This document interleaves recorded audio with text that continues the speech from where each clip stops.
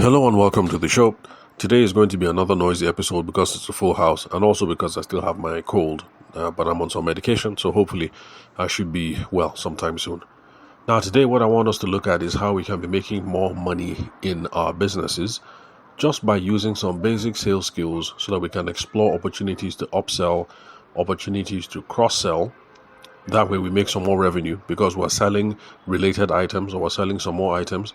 And then also, looking for more ways to give our customers a much more pleasant user experience, a much more pleasant customer experience, and that leads to repeat business and that gives us greater revenue. So those are the sorts of things that I want us to explore today. How we can be making more money in our businesses just by selling our patrons more stuff. That's people who are already coming to us. Let's see how we can sell them more stuff or different stuff, or let's see how we can overall improve the level of the experience that they have with us so that they come back for repeat business and referrals. Now, the reason why I'm looking at this is because most businesses in Nigeria, especially businesses where we try to sell over the phone, we have a WhatsApp number, things like that, or an Instagram handle. Most people just answer the phone or answer the Instagram DM and then they just give the information. They don't ask any questions. They don't make any suggestions. And it is my thesis today that when you do that, you are losing lots of revenue in your business because you're not taking advantage of opportunities. Oh, sorry about that. That's the Muslim call to prayer in the background. Yeah, that's where that noise is coming from.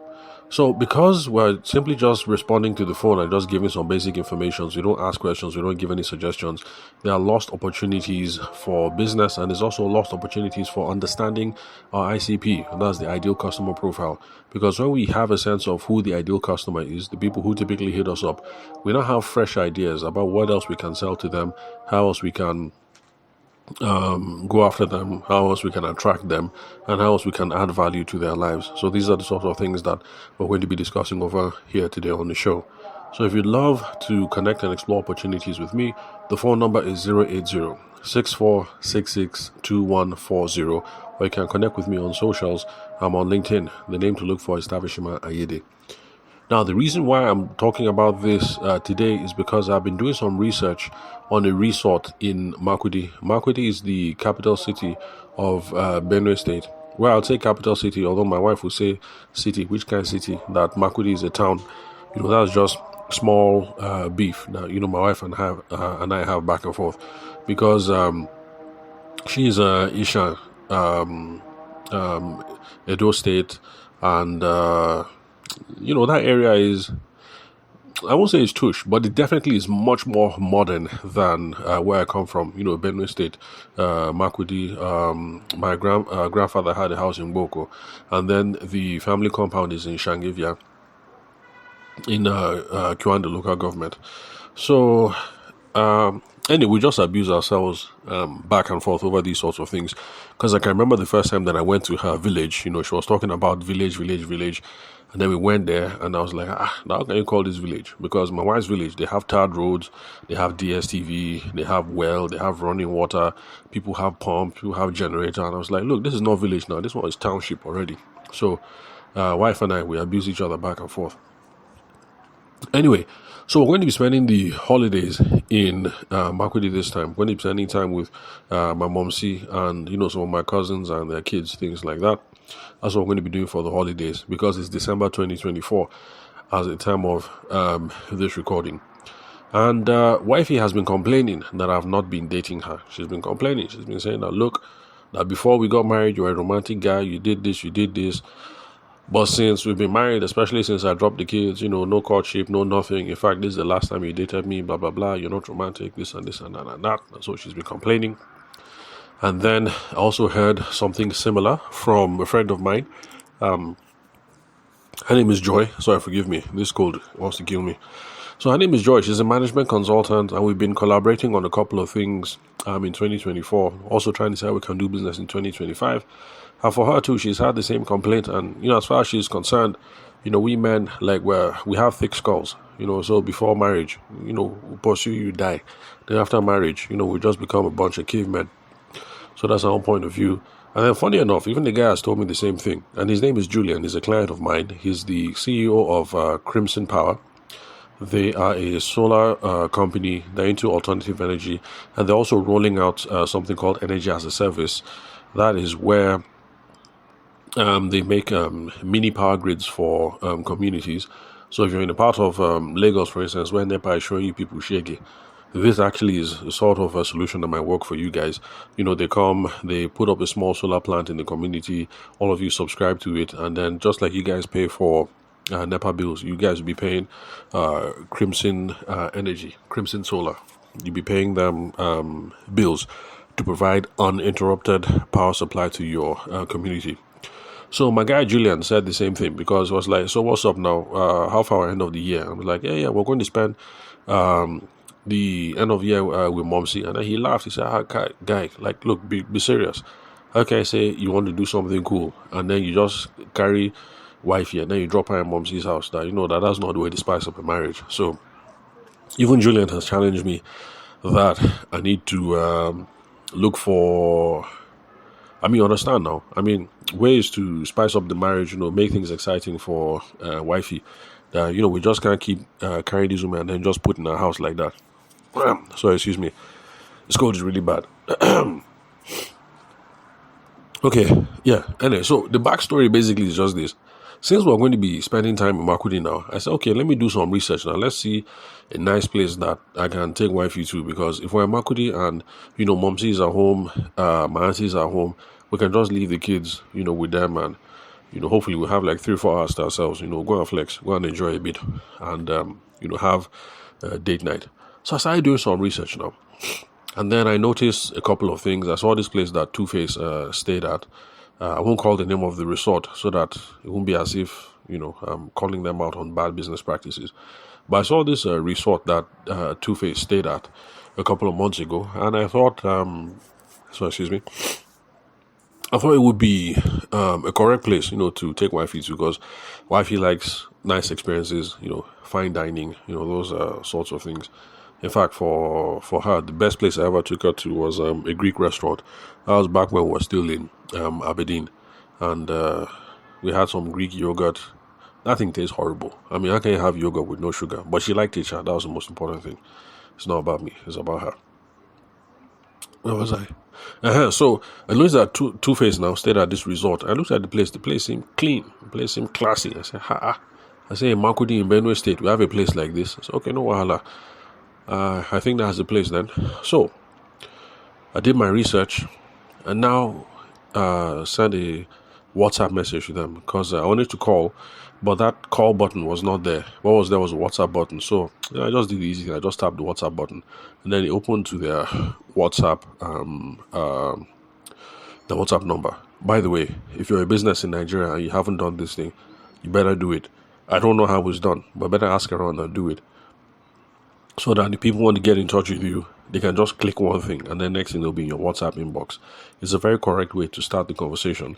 So for you, the business, the customer is already in touch with you live. And apart from that, you now have a phone number, so that even if you need to call and confirm something, you can actually do that. Both options are available, instead of leaving that link for email. I'm beginning to think that this WhatsApp, click to WhatsApp actually makes more sense. But of course, put both of them there. Put the email link there, put the WhatsApp link there. So one moment. Sorry, really sorry about that. Where was I?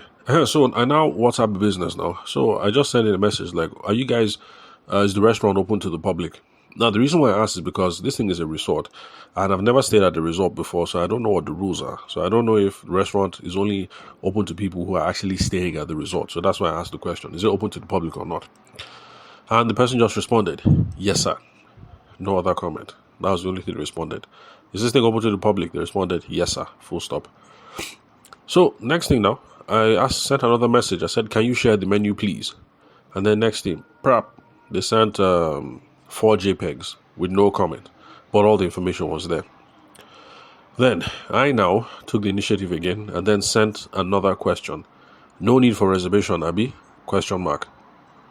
Now the reason why I asked again is because I'm not a man of the world. I don't know how all these things work. So I don't know whether for resorts, whether you have to reserve first or stuff like that. So I asked.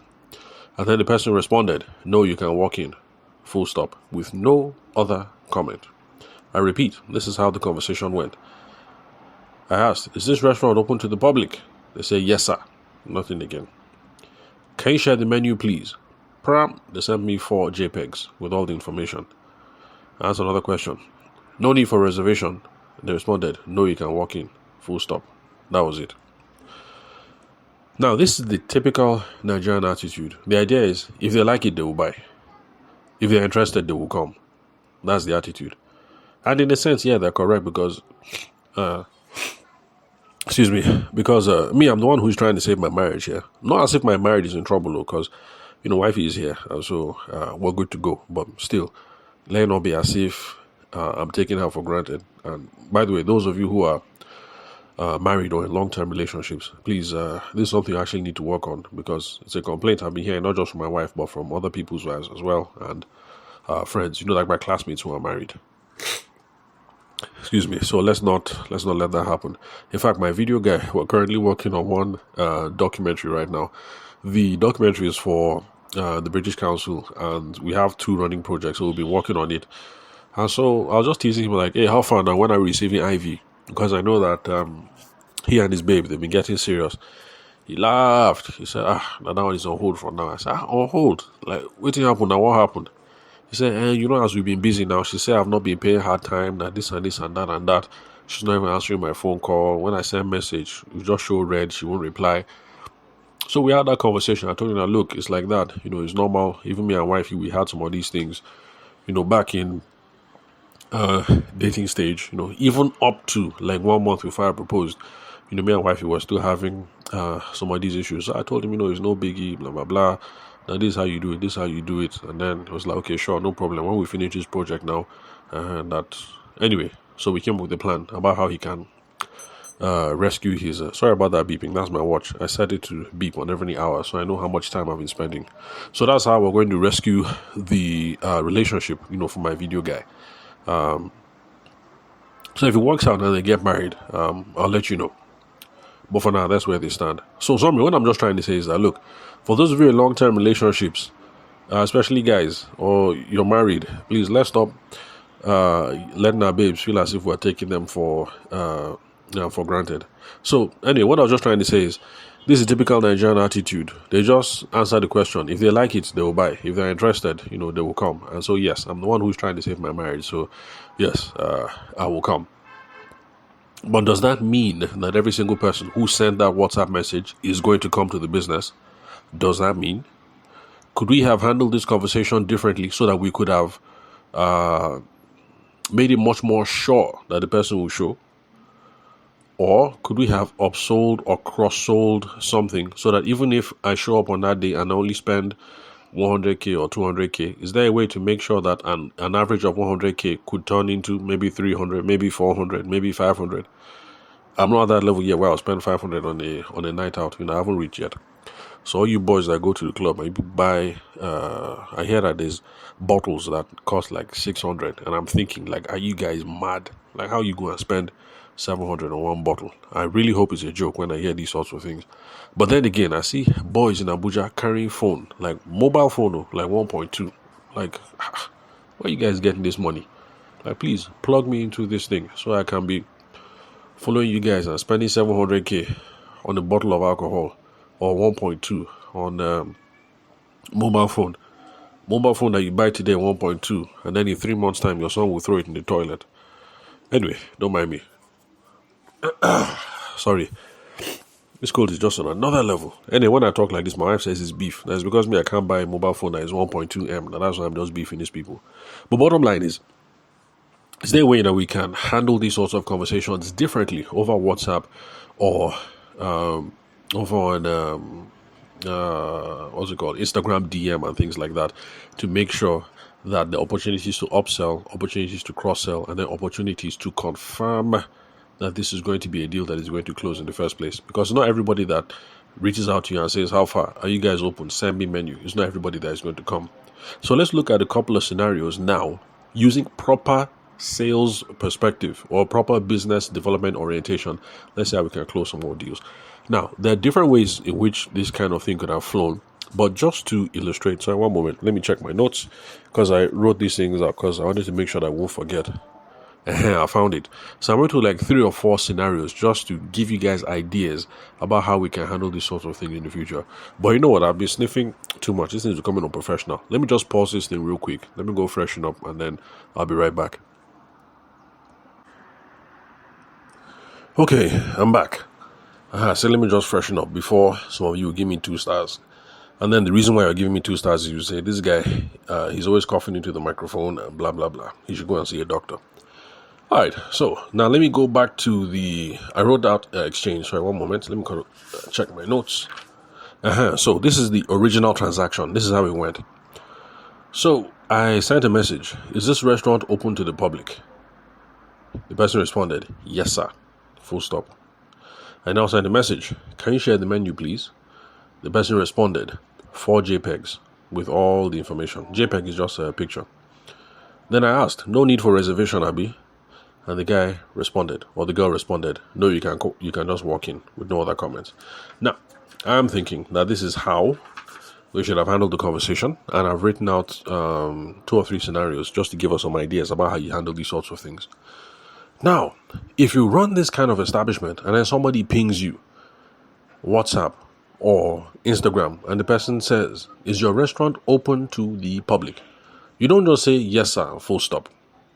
Remember, I've been saying it here on the podcast, that we should always be engaged in conversations with our potential customers, with our potential clients, because that is how we'll get to know who they are, what it is that they need, and we'll be able to know what it is that we need to present to them. Because lots of times we have to make a proposal or a presentation before somebody buys. This whole thing of if they are interested, they will buy, or if they want it, they will come. Yes, it works. And yes, but Nigerians, we need to stop this whole if they want it, they will come. I don't have to chase anybody. If they want it, they will come. You can build a business like that, but that is low-hanging fruit.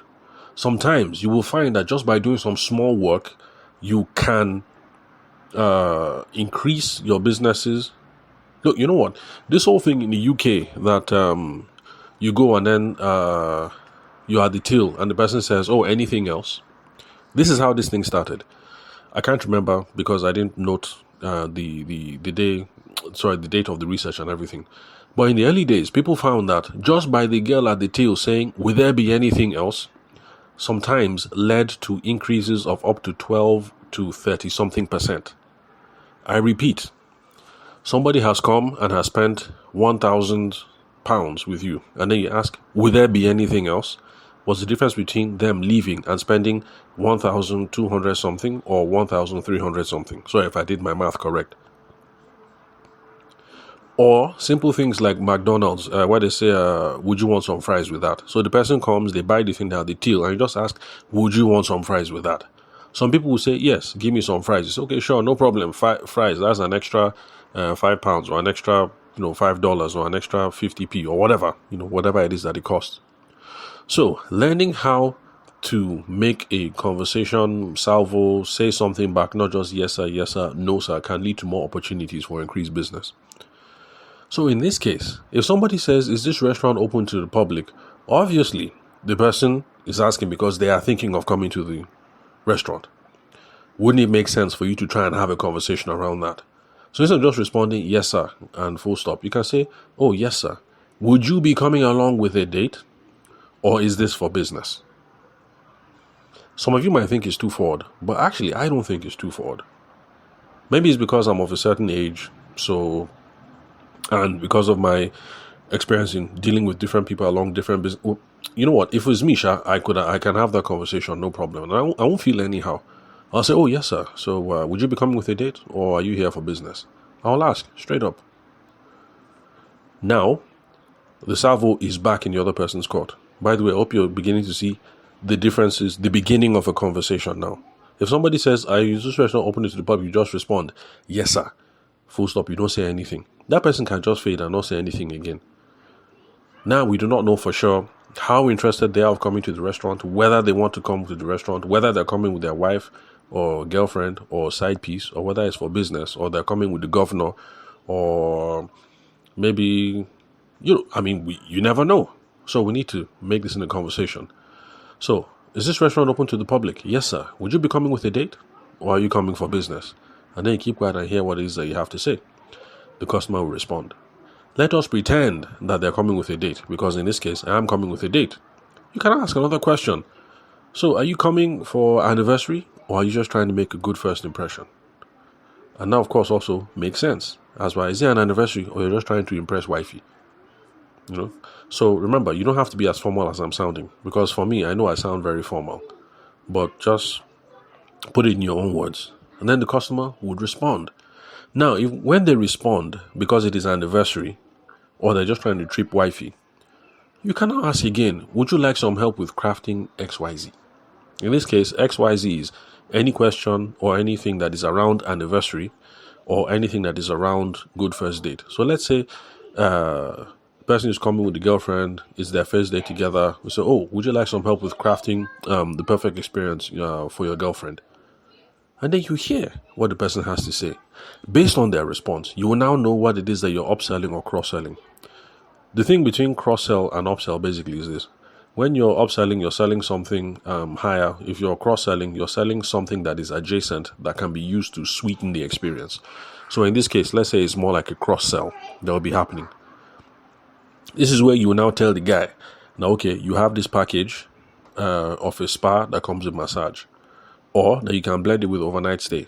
By the way, for those of you who are single, you're not married yet, you should not be going to a hotel to go and do overnight stay. We will talk about that in another podcast episode. So, this is where you now tell the guy that this is our spa package, something, blah, blah, blah. Of course, you would have asked the guy, what kind of baby is she, what does she like, these kinds of things. That's how you know what to recommend. So overnight spa stay is there, or we have a salon where we offer complimentary nail salon, whatever, or complimentary pedicure or stuff like that.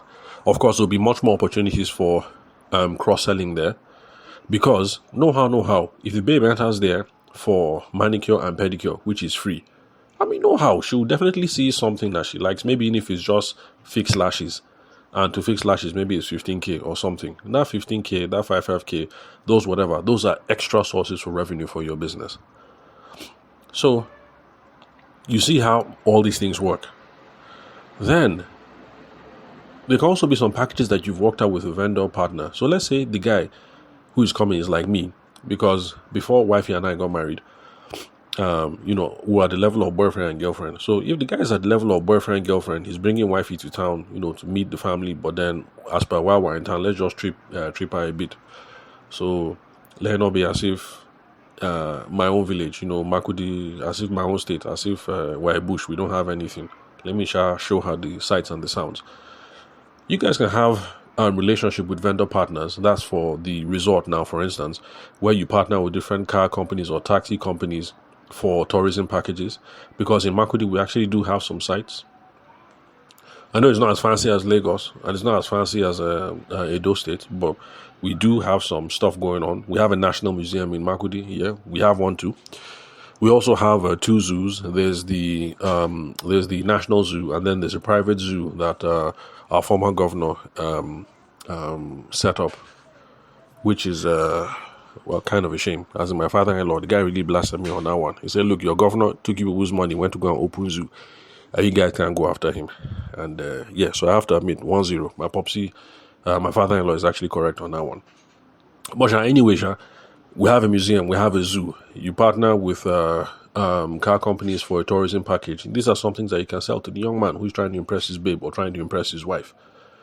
So that the person who called at first because he only wanted to do restaurant has now been sold on overnight package with spa treatment for wifey and then possible tourism of Makudi.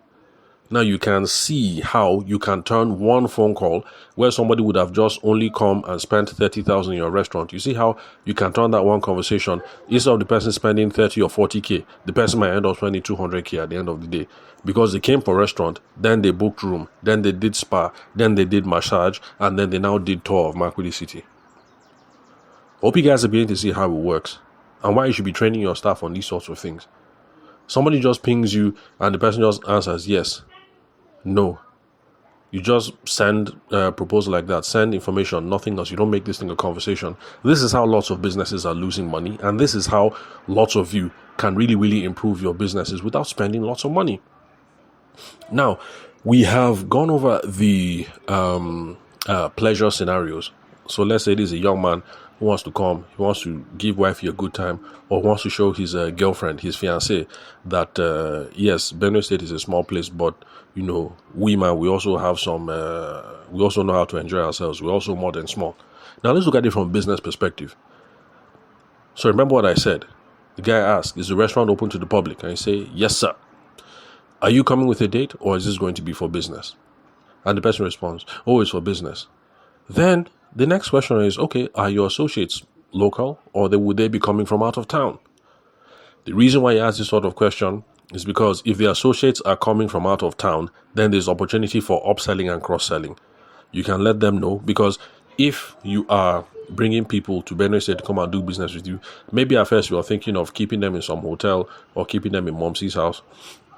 Because my own Momsy's house, anyway, when she finished it, she made it, I think, like 3 bedrooms. So you might be thinking, where am I going to house these people? And this is where you now start having this conversation now. Oh, your associates are coming from out of town. Have you sorted out accommodation? These are the going rates that we have. We have King Suite, we have this suite, we have that suite, and blah, blah, blah, blah, blah. And in fact, we have discounts for guests if you're housing more than 3 or 4 per night. You see how you start that conversation. Is the restaurant open? Yes, sir. Are you coming with a date or for business? Is business. Oh, are your associates coming from out of town? Well, actually, yes, they're coming from out of town. Have you sorted out accommodation? We have this package, that package. How many of them? Oh, there are 7. Oh, fantastic. At 7, I will be able to give you a 19% Christmas discount because this is the end of the year. And you started that conversation. And then when that one is done and the person has paid, you will now ask again, would you guys be needing business rooms or conference rooms while you are here so people can deliberate in peace and quiet? We have facilities for projector, this link, that link, Zoom meeting, everything, that whole whatever. You start that conversation too. There are also possible conversations about corporate retreat. No, we also do corporate retreat packages for businesses, something. The opportunities are plenty. There are plenty. But a whole bunch of you are losing money in your businesses just because somebody will ask you, is this restaurant open to the public? You just say yes, and then you just leave it like that. Start a conversation. Sales is just having conversations with strangers. And this is how you have conversations with strangers. It's like tennis, back and forth, back and forth. They say something, you say something back, you loop it into their court. Is this restaurant open to the public? You don't just say yes and then full stop. If you say yes and then full stop, and the person doesn't send another message, how do you know that this person is interested? How do you know they're coming to come and lodge? How do you know what other extra services they need or they don't need? So yes, sir. And my own suggestion, are you coming with a date or is this going to be business? I've given you 2 or 3 scenarios about how this conversation can go.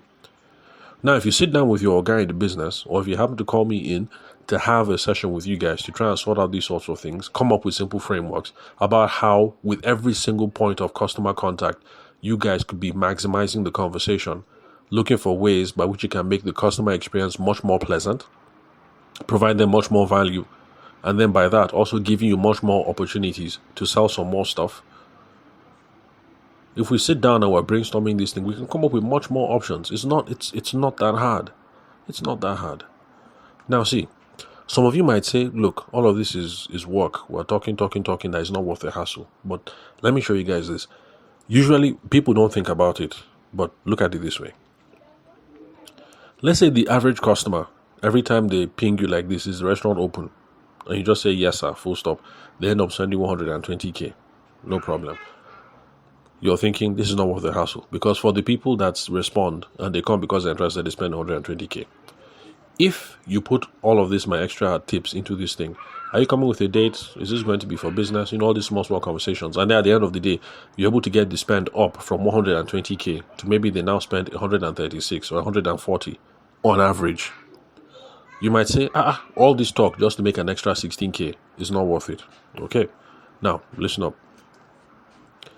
At first, the person wanted to come and stay in the restaurant. He and wifey, they do 120k. But because you mentioned about salon and spa, maybe wifey will enter there, do her nails, and then maybe do pedicure, and they end up spending 136. You think 16K is too small? Think about it. If you're an establishment like this, and on average you get 100 customers per month, if each person is spending an extra 16K, that is 1.6 million in a month.